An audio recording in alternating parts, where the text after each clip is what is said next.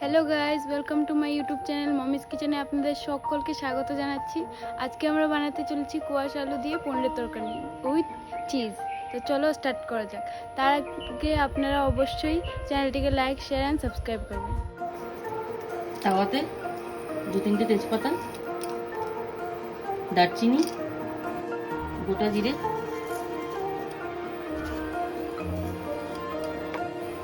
গোটা ধনিয়া, 2-3টে লং একটু ভালো করে ভেজে নেব। এই সবজিটা খেলে আপনার মাছ মাংসের কথা একদম ভুলে যাবেন। দেখুন ঘরে আগে বানিয়ে। আজকে আমাদের নিরামিষ, যেহেতু মঙ্গলবার আমরা বজরংবলীর পূজা করি, তার জন্য।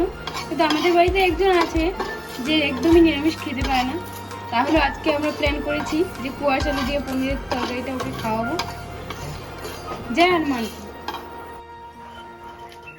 এবার তেলটা গরম হয়ে এসছে, এর মধ্যে একটা তেজপাতা, 2টো শুকনো লঙ্কা দিয়ে দিলাম। এর মধ্যে ভেজে নেব। আপনারা কে কে মঙ্গলবার দিনটিকে মানেন? আমার ঘরে তো সবাই মানে, খালি একজন বাদে। আপনাদের ঘরে কে কে মানে? তো সেই দিন মঙ্গলবার দিন আপনারা এই তরকারিটাকে, এই সবজিটাকে ট্রাই করবেন, মনে হয় ভালো লাগবে। একটু মেথি ফোড়ন দিলাম, জিরা, একটা কাঁচা লঙ্কাকে দুভাগ করে দিয়ে দিলাম। এবার কুয়াশা আলুগুলোকে ছেড়ে দেবো।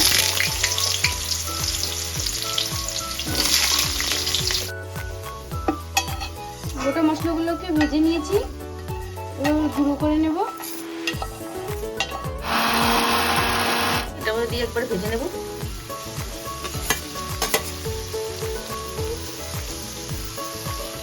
আমার ছেলে আবার পনির থেকে নরমাল থাকতে পারে না।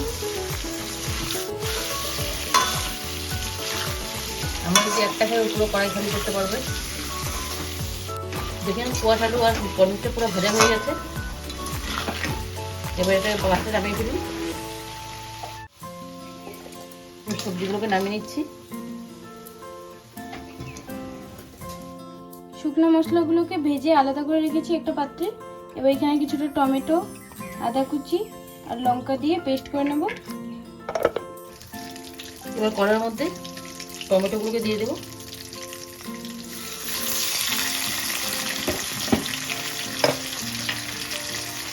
এবার দিয়ে যেরকম নুন খান সেই অনুপাতে নুনটা দেবেন, যাতে টমেটোগুলো পুরোপুরি গলে যায়।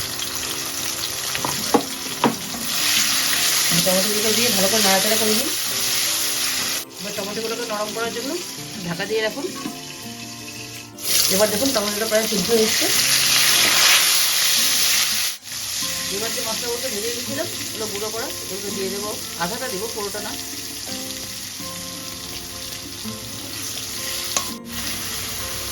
দেখুন এবার টমেটোর প্যানজামা পুরো ফুলে গেছে। এবার খোসাগুলোকে তুলে নেব। এবার ভেজে রাখা সবজিগুলোকে দিয়ে দিচ্ছি। এবার হলুদ গুঁড়ো, কাশ্মীরি লঙ্কার গুঁড়ো, যাতে কালারটা খুব সুন্দর হবে, আর সামান্য ধনে গুঁড়ো।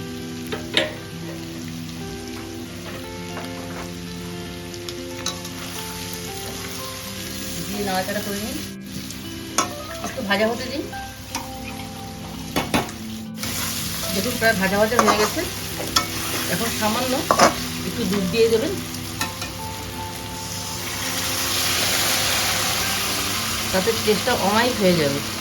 একবার খেয়ে দেখুন, হাত চাটতে থাকবেন। স্বাদ অনুযায়ী চিনি দিয়ে দেবেন। তো এটাকে ঢাকা দিয়ে দিন সেদ্ধ হওয়ার জন্য।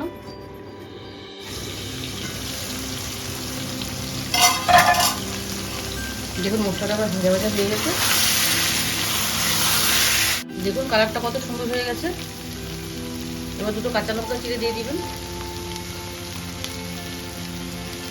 দেখুন টেক্সচারটা বা কালারটা কত সুন্দর এসছে। এটার উপর একটু দুধ দিয়ে দেবেন।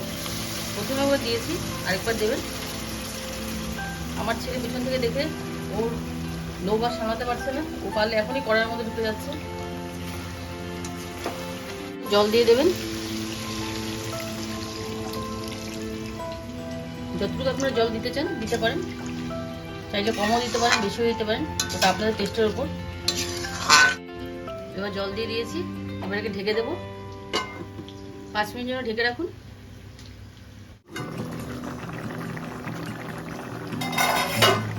দেখুন এবার সবজির কালারটা,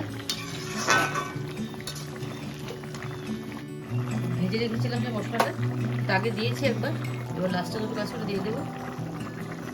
খেতে একদম অসাধারণ লাগবে।